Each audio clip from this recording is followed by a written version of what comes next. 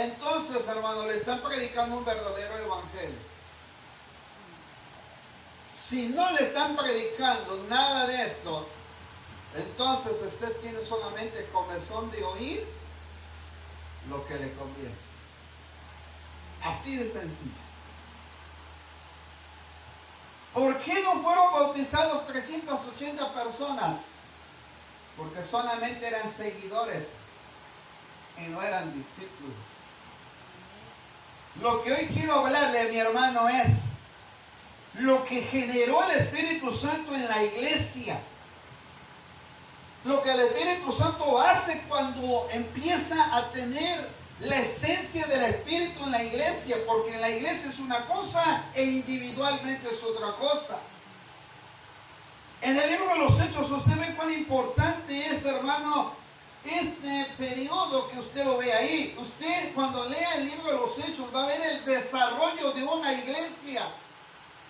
No va a ver, mi hermano, otra cosa más que el desarrollo de una iglesia que nace desde que comenzó Jesús jalando a 12 personas y desde el periodo de los 3 años que está en la tierra. Ahí comienza un desarrollo de una iglesia. La iglesia comenzó cuando Jesús juntó a 12 personas. Y la Biblia dice que donde están 2 o 3 congregados con un propósito, con un motivo, entonces Él está ahí en medio de ellos. Ahí comienza la iglesia.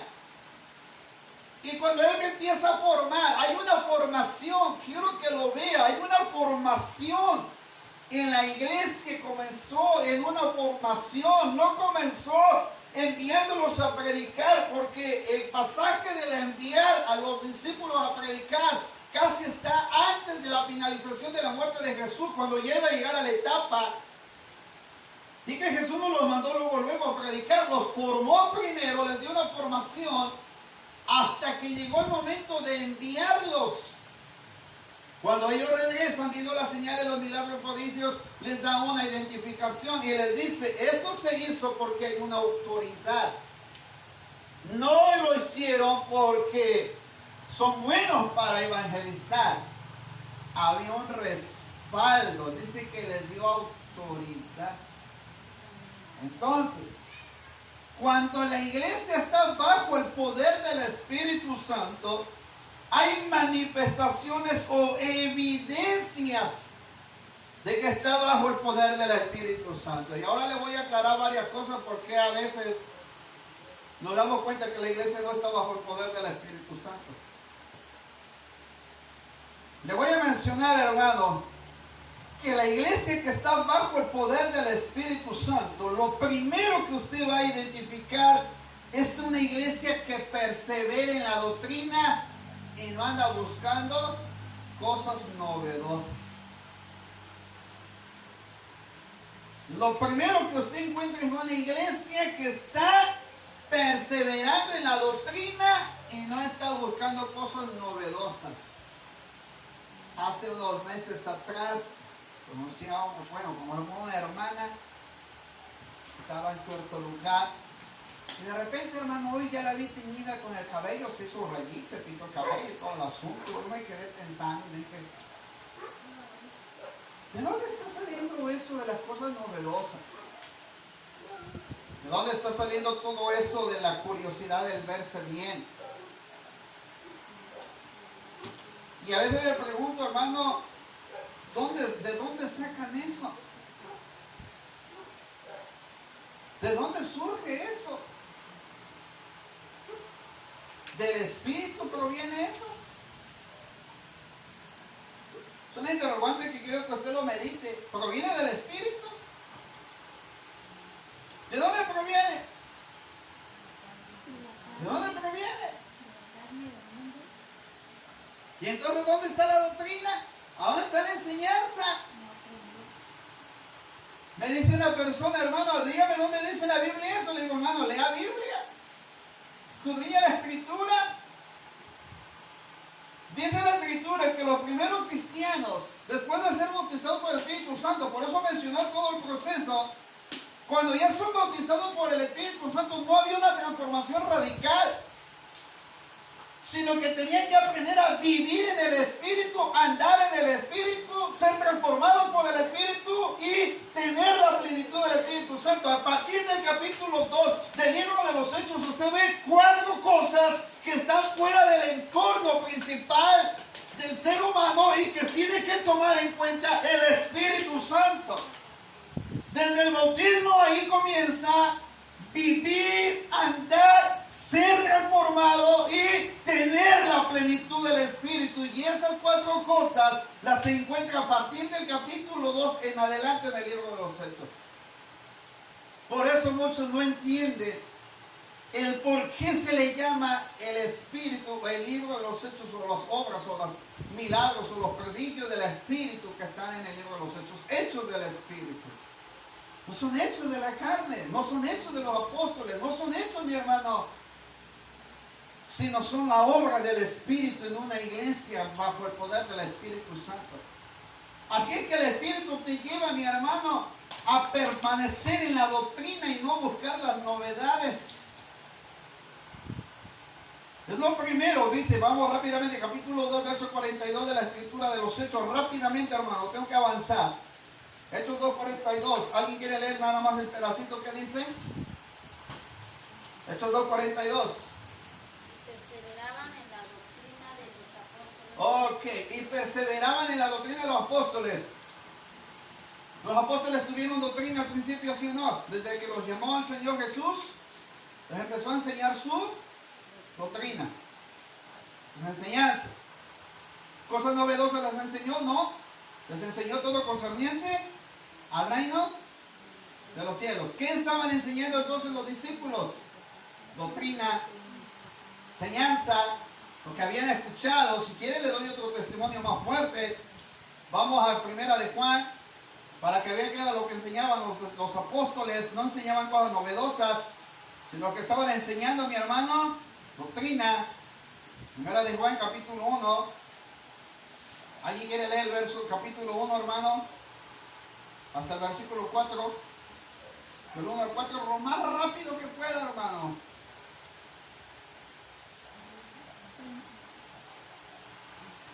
La primera epístola de Juan 1:1 dice: lo que era desde el principio, lo que hemos oído, lo que hemos visto. Dice lo que dice, lo que era desde el principio.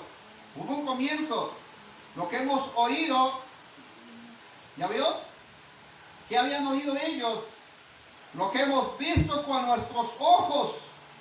Vea, lo que comenzó en un principio, lo que ellos oyeron, lo que ellos vieron, lo que hemos contemplado y palparon nuestras manos tocante al verbo de vida. Ellos estuvieron relacionados completamente con el Maestro, con Jesús, porque la vida fue manifestada y le hemos visto. ¿A quién se está refiriendo? A Jesús. Y testificamos y os anunciamos la vida eterna, la cual está con el Padre y se nos manifestó por medio de su Hijo, hablando de Jesucristo. Lo que hemos oído, lo que hemos visto y oído, estos os anunciamos, para que también vosotros tengáis que comunión con nosotros. Porque las personas que buscan cosas novedosas no tienen comunión con nosotros, porque no tienen doctrina. Por eso no puedo mencionar infinidad de iglesias que hay. A algunos les gusta danzar, brincar, saltar. Llegan, mi hermano, con vestimentas parecidas a las del mundo, con cosas novedosas, llegan a la iglesia. Ahora hay que poner humo, hay que poner lucecitas, hay que hacer todo eso para atraer. Si yo me pregunto, ¿por qué Juan entonces habla esto en su primera carta? ¿De quién testificaban ellos? A una hermana por ahí se le ocurre poner en una, eso es lo que promueven ahora. Y no le puedo mencionar el nombre, pero ella puso, si Jesús tuviera WhatsApp, si Jesús hubiera tenido Facebook, Él estuviera hablando, estuviera poniendo las fotografías de qué estaba haciendo y de qué no estaba haciendo. Dije, bendito, ¿quién le dice que Jesús estaría promoviendo eso? ¿Quién le dice? ¿Acaso no sabe diferenciar entre lo que la ciencia aumentaría y lo que la palabra nos revela tocante al verbo de vida? Como hace días, hermano, un artista por ahí dijo, según en su calidad de vida y todo el asunto, dijo, el Espíritu Santo me queda a mi lado, está en pañales todavía. Así dijo el mentado artista. ¿Se imagina la blasfema en contra del Espíritu Santo? Falta de doctrina, hermano. ¿Por qué necesitamos al Espíritu Santo en la iglesia? Porque el Espíritu dice en la Escritura, y Él nos revelará. Él nos guiará, nos enseñará, nos recordará todas las cosas que yo os he dicho. Así es que Jesús dijo, es necesario que yo me vaya para que venga el Consolador. Así es que no vendría otro más, mi hermano, sino que el Espíritu Santo venía a tocar, vendría a ponerse en el lugar correcto en el que nosotros lo necesitamos. Cuando la iglesia empiece a meter cosas novedosas, entonces estamos haciendo a un lado la obra del Espíritu Santo, mi hermano. Así que no me pregunte como pastor si los rayitos, que si la vestimenta, que si esto. Váyase a la Escritura, examine a profundidad la Escritura y se va a dar cuenta que hay cosas que se promueven. Amado hermano, hay cosas que se promueven. Se le llama mercadotecnia. Son atractivas para la vista del hombre. Y de ahí se induce, mi hermano. Y lo que dice Pablo a Timoteo se le llaman sensuales. Cuidado con las novedades, hermano, porque eso lo va a hacer perderse y sobre todo va a olvidar la esencia de la doctrina. Otra cosa más hay en la iglesia que está bajo el poder del Espíritu Santo. Tienen comunión unos con otros. Si usted ve en el capítulo 2, verso 42, que dice, hay comunión, había comunión unos con otros. Perseveraban en la doctrina de los apóstoles, en la comunión unos con otros. ¿Por qué no encaja un hermano con otro hermano que vienen de diferentes iglesias? Porque cuando no estamos bajo doctrina, difícilmente vamos a poder estar en comunión. Difícilmente vamos a estar en comunión. Cuando alguien enseña doctrina, se aprende a estar en comunión. Estaba yo examinando en su momento que veníamos para acá, mi hermano, ahí cerca falleció cierta persona, pero estaba yo viendo a la familia, ahí estaban todos juntos ahí, sentados en la mesa, así. Imagino que estaban almorzando. Ahí estaban juntos, pero probablemente no están en comunión. A veces así pasa cuando tenemos diferentes tipos de esencia. Me estoy apresurando a tratar de ya tener lo que es inercia y lo que es esencia. Pero a las personas, hermanos, que no tienen comunión, es por falta de saber la importancia que tiene la doctrina. Porque cuando hay doctrina, cuando hay enseñanza, se amalgama, mi hermano, la esencia de la comunión unos con otros. 120 personas pudieron estar en comunión 10 días. 120 personas pudieron estar en comunión 10 días. ¿Cómo perseveraron? ¿Cómo se mantuvieron? Había una enseñanza, había una base que las hizo permanecer en comunión. Es importante, mi hermano, saber que no estaban aislados. Ellos no estaban separados, hermano. ni estaban separados como miembros, sino que dice la Escritura que estaban en comunión. Vaya a Efesios capítulo 4, verso 16. Rápidamente, Efesios 4, 16.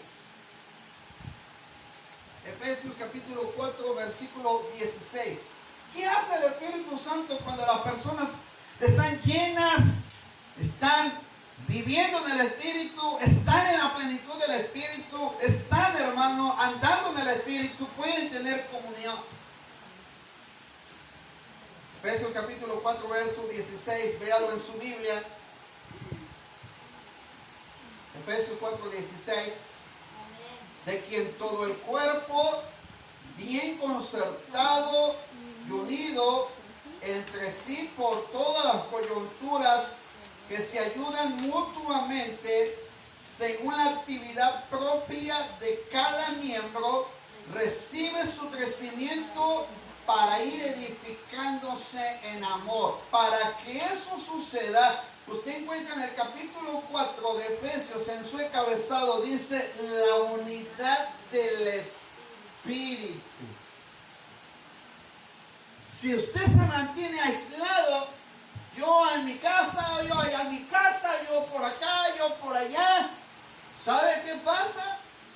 Luego de repente dicen, en la iglesia no hay unidad. Pues ¿cómo va a haber unidad, mi hermano? Separados no se puede tener unidad. Aquí los jueves Dios ha estado manifestando gloriosamente, hermano. Por eso cual tu glorioso mensaje me evidenció el Señor en el culto del que estuvimos también, era una manifestación del Espíritu en un altar familiar que estuvimos el jueves. Porque lo procrea el Espíritu. Porque cuando la Escritura nos enseña que estaban reunidos en el aposento alto, ya había alguien que los estaba uniendo, nos estaba poniendo, mi hermano, en ese mismo sentir. Yo no sé si usted está orando para que el Espíritu Santo obre en esta semana del Pentecostés. Yo no sé si usted está diciendo, Señor, bautiza, llena, restaura, fortalece. Yo no sé, usted y Dios lo sabe. Yo sigo en el mismo sentir y le digo, Señor, yo sigo en ese mismo sentir de que tu Espíritu Santo tiene que obrar en la iglesia para que nos podamos edificar mutuamente. Se necesita que el Espíritu Santo, mi hermano, obre en nosotros para edificarnos y darnos un crecimiento. Pero para eso, usted ya tiene que tener el bautismo del Espíritu Santo y empezar a hacer la obra que el Espíritu Santo hace. Por eso lucha uno como pastor con los miembros de la iglesia. Porque difícilmente la persona entiende la importancia del Espíritu Santo. A la iglesia que estuve hablé acerca de la importancia del Espíritu Santo del creyente. ¿Por qué es tan importantísimo? Porque eso va a provocar un desarrollo en la iglesia. Pero mientras la iglesia no tenga esa necesidad del Espíritu Santo, algunos de ustedes lo han apagado. Y de repente empieza el desánimo en su corazón porque ya no tienen esa necesidad de buscar a Dios. Llevo dos cosas. La primera es importante de la doctrina. La segunda es la comunión que procrea el Espíritu. No es la comunión por amistad, hermano, la que procrea el Espíritu. Que cuando usted se deja ministrar por el Espíritu Santo, sabe que el Espíritu Santo lo ayuda a uno a unirse, lo lleva a uno a tener comunión uno con otro. Eso es lo que hace el Espíritu. Porque el Espíritu Santo te pone en un mismo sentir. No es que yo quiera estar en un mismo sentir, te pone en un mismo sentir. Eso es lo que hace el Espíritu. La tercera cosa, tenían vida espiritual. Hechos capítulo 12, verso 5. ¿Qué hay en una iglesia que está bajo el poder del Espíritu Santo? Vida espiritual. Hechos capítulo 3, 12, verso 5. Hechos 12, 5. ¿Qué hay en una iglesia que está bajo el poder del Espíritu Santo? Hay vida espiritual. Hay vida espiritual. Hechos capítulo 12, verso 5. ¿Alguien quiere leerlo rápidamente? Así que Pedro estaba custodiado en la cárcel, pero la iglesia hacía sin cesar oración a Dios por él. ¿Se da cuenta? ¿Se da cuenta? Era una iglesia que oraba, una iglesia que ayunaba, que buscaba el rostro del Señor, pero no estaban aislados, hermanos. Por eso tomé en cuenta primero que para tener comunión se necesita el Espíritu Santo. A veces está usted pasando problemas y anda buscando oraciones por todos lados pero porque le hace falta tener comunión en el Espíritu. Eso es lo importantísimo que se necesita. No es buscar ayuda en otro lado, sino es saber el por qué estoy aislado. El por qué tengo que estar buscando en otro lado si de repente dicen es que yo siento que no estamos juntos. Por lógico, ¿cómo va a estar juntos si no está en esa misma doctrina? Se le convoca la oración, se le convoca el altar familiar, se le convoca a los grupos de casa, se le convoca asistencia a la iglesia, se le convoca que busque el rostro del Señor.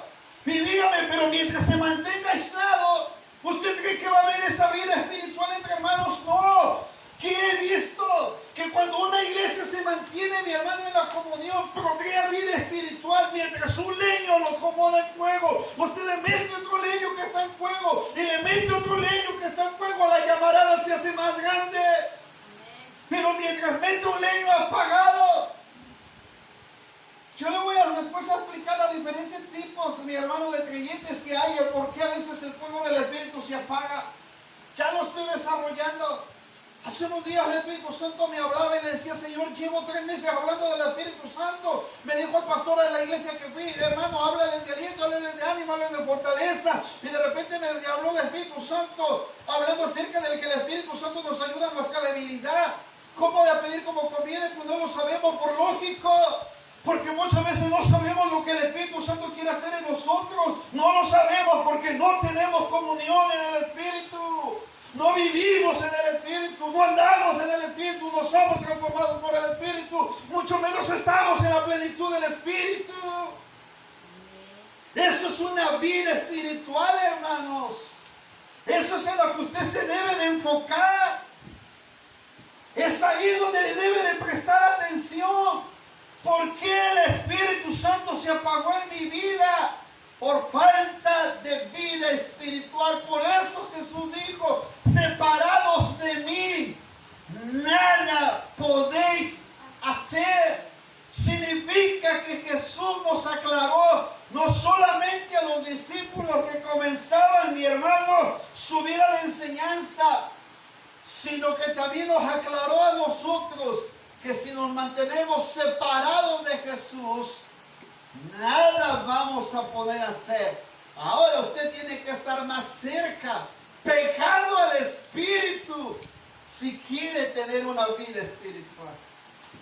Vida espiritual no es solamente oración. Vida espiritual no solamente, mi hermano, es leer Biblia. Vida espiritual no solamente es ayunar. Hay mucho más de lo que usted se imagina en la vida espiritual. Algunos creemos que estamos llevando una vida espiritual, pero no es así. Si nosotros no nos damos cuenta, hay un montón de intercesiones, de oraciones en el libro de los Hechos. Esa es vida espiritual. Nada más le puse el ejemplo de Pedro. Lo metieron en la cárcel, Jacobo había sido muerto a espada. Si la iglesia usted cree que se quedó de brazos cruzados, actuó así porque estaban en la misma comunión, estaban en la misma enseñanza, estaban en la misma vida espiritual. Se enteran que Pedro se entra a la cárcel. ¿Y qué cree que hicieron?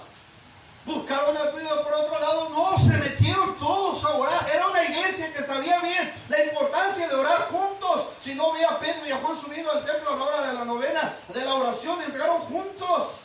Vean cómo subieron al templo y vean el milagro que sucedió cuando 2 personas juntas, en una misma vida devocional, en una misma vida de comunión, en una misma de enseñanza. Cómo actúa el Señor, cómo opera el Señor.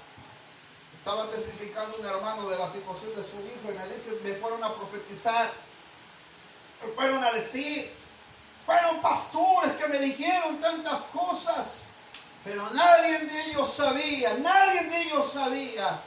lo que verdaderamente yo ya le había pedido al Señor. Me quedé sorprendido y me dijo, y usted tiene la respuesta que yo necesito, solamente quiero que me lo confirme por el cual el Señor le permitió que usted llegara aquí. Le dije, hermano, le voy a decir la verdad. El año pasado, bien recuerdo, el año pasado, en una semana de varones, recuerdo que le dije a la iglesia que estaba orando por su hijo. ¿Y por qué está orando por él de esa manera? ¿Que acaso no entiende la soberanía de Dios? Vea, cuando nos hace falta vida del Espíritu, no se contiende contra Dios. se entiende de que te la puede quitar o te la puede dejar. Eso es la soberanía de Dios. Cuando la iglesia está en la voluntad, cuando la iglesia está en la esencia del Espíritu, cuando se vive del Espíritu, entiendes la voluntad de Dios. Se entiende la voluntad de Dios. Yo no oro, hermano, para salva, la sana, la restaura, la vuelve y nos aleja de nosotros. Siempre que oro por un enfermo, un convaleciente, o alguien que está casi al borde de la muerte, o alguien que está en salud, siempre le digo: Dios, haz tu voluntad, Señor. Así de sencillo.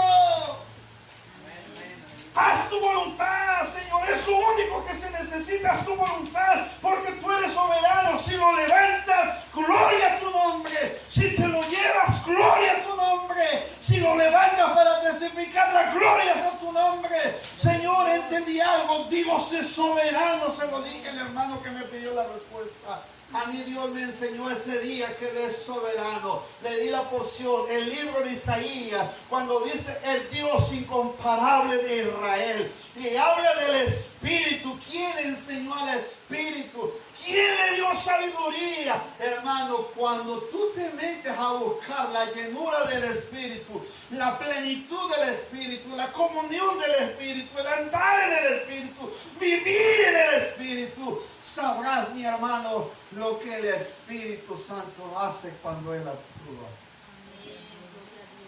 Por eso la iglesia necesita estar bajo el poder del Espíritu Santo. Ellos estaban clamando para libertar a Pedro. Señor, haz tu voluntad. Pedro es tu siervo. Sabe la condición en la que está. Han testificado de ti, Señor. Padre, haz tu voluntad. Y le voy a dar una enseñanza para terminar. Para que vea cómo se ora en el Espíritu. En el libro de los Hechos nos da un claro ejemplo, mi hermano, de la que es la obra del Espíritu. Y cómo se intercede. Voy a ir acomodando las demás, hermano, en las siguientes semanas. Le estoy dando 3 este día. Vaya al libro de los Hechos, capítulo 4, versos 23 al 31. Vea cómo se intercede en el Espíritu. Estaban llenos del Espíritu, estaba el Espíritu Santo obrando en ellos. Se puede haber sanado al enfermo, al hombre que estaba en la entrada del templo, la hermosa. ¿Se acuerdan que los exhortaron para que no predicaran más y para que ya no estuvieran hablando del nombre de Jesucristo? Los intimidaron, bien claramente dice la palabra. Pero quiero que vaya al capítulo 4, verso 23. Vean lo que es vivir en el Espíritu. Vean cómo se ora cuando se está en el Espíritu. Esto es algo que me llama mucho la atención. No está diciendo, déjamelo, Señor, déjamelo, Señor, déjamelo, Señor. No, no, aquí entra algo más. Es glorioso esto. Puestos en libertad. Después de que salieron, mi hermano, de ser exhortados por la sanidad del cojo. Y dice, vinieron a los suyos. ¿A dónde fueron? A donde estaban congregados los hermanos. Y contaron todos los que los principales sacerdotes y los ancianos les habían dicho. Y ellos, habiendo oído, alzaron unánime la voz a Dios. Quiere decir que clamaron, buscaron, oraron a Dios. ¿Y qué dice? Y dijeron, vea la soberanía. Soberano Señor, tú eres el Dios que hiciste el cielo y la tierra, el mar y todo lo que en ellos hay. Por boca de David, tu siervo, dijiste, ¿por qué se motinan las gentes y los pueblos piensan en cosas vanas? Es una pregunta. Se reunieron los reyes de la tierra, los principales, se juntaron en una y contra el Señor y contra su Cristo. Porque verdaderamente se unieron en esta ciudad contra tu santo Hijo Jesús, a quien ungiste Herodes y Ponce Pilato con los gentiles y el pueblo de Israel. Y dice la Escritura, para hacer cuanto tu mano y tu consejo había antes determinado que sucediera. Reconocieron que lo que estaba pasando era parte del proceso. Y nunca intimidaron ni dijeron, Señor, ¿por qué nos haces pensar todo esto? Sino que dice que estaba determinado. Para hacer cuanto tu mano y tu consejo había antes determinado que sucediera. Ve al verso 29. Ahora, Señor, mira tus amenazas. ¿Acaso le dijeron, mira, Señor, nos azotaron, nos golpearon, mira lo que hicieron, mira, Señor, estamos maltratados, nos pegaron azotes? Ahora, Señor, desquítate dando justicia, ¿no? Mientras dice la Escritura, ahora, Señor, mira sus amenazas y concede a tus siervos que con todo de nuevo hablen tu palabra. Señor, aunque tenga o no tenga, aunque esté la situación como esté, aunque esté en el hecho de la muerte, en la enfermedad, en la circunstancia, lo que sea, y con denuedo, hable tu palabra. ¿Pidieron que les quitaran la aflicción? No pidieron que les quitaran la aflicción. ¿Pidieron que cambiara el curso de lo sucedido? Tampoco pidieron que cambiara el curso de lo sucedido. Si usted analiza la oración, dice, soberano Señor. Cuando yo descubrí esta oración, y hay varias oraciones en los Hechos, en el caso que usted ve a Saulo de Tarso cuando le dice que le quitara el aguijón, el Señor lo lleva más allá del aguijón y le dice, bástate mi gracia. Que en pocas palabras, no te voy a quitar lo que está pasando porque es parte de lo que yo he permitido que pase, pero tienes que entender mi voluntad. Pedro lo entendió, Pablo lo entendió cuando el Señor le dijo, bástate mi gracia, y luego le aclara, mi poder. Mi poder. La palabra poder, descrita en la debilidad de Pablo, descrita en el denuedo de Pedro, está basada en el poder que da el Espíritu Santo. Aquel que vive, anda, camina, está transformado en la plenitud del Espíritu, entiende el poder de Dios. Así es que hay un poder que te va a ayudar. Con esto quiero concluir. Hay un poder que cuando tú estás en la enfermedad, estás en la circunstancia, pero si tú le clamas a ese Dios soberano, así como la iglesia estaba clamando por Pedro que estaba en la cárcel, Pedro estaba durmiendo, Pedro estaba tranquilo en la cárcel, se da cuenta que Pedro no estaba pasando otra cosa, porque había una iglesia que estaba orando a ese Dios soberano. Analice bien la oración y vea el caso de Pedro en la cárcel. Analícelo bien y se va a dar cuenta que Pedro ya se había quitado sus ropas, ya no tenía siquiera las puestas las sandalias. Estaba custodiado, mi hermano, con los soldados, pero Pedro estaba dentro tranquilamente. Su poder de Dios, el poder de Dios estaba actuando bajo la oración. Ahí estaba el poder de Dios actuando bajo la oración. Cuando el Señor envió el ángel para libertarlo, mi hermano, Pedro no entendía porque creía que era una visión, sino hasta que sale de la cárcel y se da cuenta que ya está fuera de ella y le permite ver la realidad, y de repente se encuentra con que el que había actuado ahí era Dios, bajo su poder. Cuando usted ve a Pablo y a Silas, mi hermano, yo no sé si no han comprendido la importancia de la doctrina del Espíritu Santo. Vea la doctrina. No vea nada más el problema, no vea nada más lo que está pasando, sino vea lo que sucedió ahí con Pablo y Silas. Vea lo que es tener una vida del Espíritu. Vea lo que es meterse en una vida de intercesión en el Espíritu. Vea lo que el Espíritu Santo hace cuando un creyente está lleno de Él. Los azotaron. Ya los habían maltratado a Pablo y a Silas. Pero vea, si ellos oraron para que les cambiaran las circunstancias, el propósito de lo que estaba pasando, jamás. Sino que ellos cantaban himnos a Dios. Entendía la soberanía de Dios, entendía que si Dios estaba permitiendo eso era porque Él lo estaba decidiendo. Si Él te va a permitir ver ahí el Pedro, si te va a permitir ver a tu esposo ahí tirado convaleciente, si te va a permitir ver que la alacena se está cerrando, si te va a permitir que el trabajo se está escaseando, si te va a permitir que tu casa se esté derribando, si Él está permitiendo esa circunstancia, tú tienes que entender el poder de Dios. Bástate mi gracia. En pocas palabras, en medio de todo lo que tú estés pasando, tienes que entender que hay un poder por encima de lo natural, por encima de la razón humana, que está por encima de las circunstancias. Ese es el poder de Dios. Y nosotros tenemos que entender ese poder. Tenemos que entender ese poder. Tenemos que comprender el poder de Dios. Se pusieron a cantar, empezaron a orar, pero los presos los oían. Y mire que Dios le manifestó a Pedro, a Pablo y Silas y a esa comunidad de creyentes lo que es estar en una iglesia bajo el poder del Espíritu. Es tremenda la respuesta del libro de los Hechos. Que dice la escritura para que se ponga de pie. Dice la palabra en Hechos que cuando ellos terminaron, dice la escritura, y ahora Señor mira sus amenazas y concede a tus siervos que con todo de nuevo abramos tu palabra o abre tu palabra. Mientras extiendes tu mano para que se hagan sanidades, señales, prodigios. ¿Qué oraron? Permítenos tener multitud para sacar selfies y subirlas por Facebook. Permítenos, Señor, tener muchos seguidores para que podamos tener esto, aquello, fama, riqueza. Fíjense lo que ellos pidieron, el cual exaltado Cristo. Ellos pidieron eso. Mientras extiendes tu mano para que se hagan sanidades, Señor, que seas tú poniendo tu mano en el enfermo. Que seas tú, Señor, haciendo las señales. Que seas tú, Señor, haciendo los prodigios mediante tu santo Hijo Jesús. Cuando hubieron orado, el lugar en el que estaban congregados tembló. Vea, y todos fueron llenos. Vea la palabra llenos.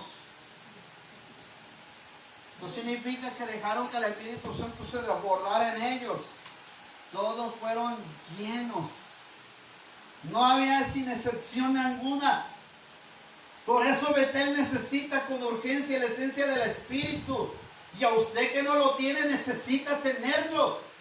¿Por qué razón? Porque cuando estamos vulnerables del poder de Dios, hermano, difícilmente la iglesia puede interceder en el Espíritu. Todos fueron llenos del Espíritu Santo y hablaban con denuedo las cosas novedosas, las cosas que estaban surgiendo en su tiempo. ¿Qué estaban hablando ellos? Lo que sucedió el día de ayer, que estuvo bien feo y que estuvieron pasando circunstancias. ¿Qué es lo que hablaban ellos después de lo que habían hecho después de orar? Hablaban con denuedo la palabra de Dios. Si usted hoy ve, mi hermano, en todas las redes sociales, lo único que está pasando es que están hablando de lo que ellos creen que están haciendo. Pero ¿dónde sale exaltado el nombre de Dios? Se necesita doctrina, se necesita comunión, se necesita vida espiritual. Para que el Espíritu Santo haga lo que tiene que hacer en la iglesia. Se necesita vida espiritual. Ya necesita pasar de la etapa y crecer, hermano. Se necesita el Espíritu. ¿Quiere ponerse de pie? Se necesita el Espíritu. Se necesita volver a la esencia del Espíritu en nuestras vidas. Se necesita una vez más, mi hermano, que el Espíritu Santo obre en la iglesia. Hoy sé que Dios está empezando a despertar la necesidad del Espíritu en muchas congregaciones. En una asociación religiosa que no es de las nuestras, estuvieron hablando de la obra del Espíritu. Ya comenzaron sus convenciones este año, van a buscar con urgencia al Espíritu Santo. La iglesia bautista también ya está buscando con urgencia la obra del Espíritu. Por ahí ciertos predicadores de la iglesia bautista ya están predicando de Jesucristo. Es más, los adventistas, hay un varón por ahí, hermano, que está hablando del Espíritu Santo. Esto quiere decir que Dios va a hacer lo que predijo fue, traerá la lluvia temprana y tardía. Viene la lluvia tardía, la que va a evidenciar y puede testificar sobre todo el mundo que el Señor es el Hijo de Dios. Pero por una razón, se dará testimonio en todo el mundo y será predicado este evangelio todo el mundo para testimonio. ¿Cuál será el testimonio? Que el Espíritu Santo está convenciendo al mundo de pecado, de justicia y de verdad. Y que esto no será excusa para decir verdaderamente el Espíritu Santo quiere bendecir a su iglesia. Pero tiene que comenzar por usted. Doctrina, enseñanza, comunión unos con otros y vida espiritual. Le voy a pedir que se acerque acá al frente. Somos un poquitos que somos hoy. Los demás tienen sus razones por las cuales no vinieron. Pero quiero que oremos aquí juntos. Vengan, hermanos, acá al frente. No le voy a pedir que se hinche, quiero que ponga la mano sobre el hombro de su hermano. Quien rompe las barreras, quien rompe los dedos, quien rompe las desavenencias, quien rompe todo lo que estorba a la iglesia del Espíritu. A mí me llamaba la atención de una hermana que se llama Ruth Parson. Escribió un libro hace años atrás que dice, como Ríos de Agua Viva, esta mujer escribió su libro y decía, si la iglesia aprende a vivir en el Espíritu, si la iglesia aprende a andar en el Espíritu, habrá cosas mayores.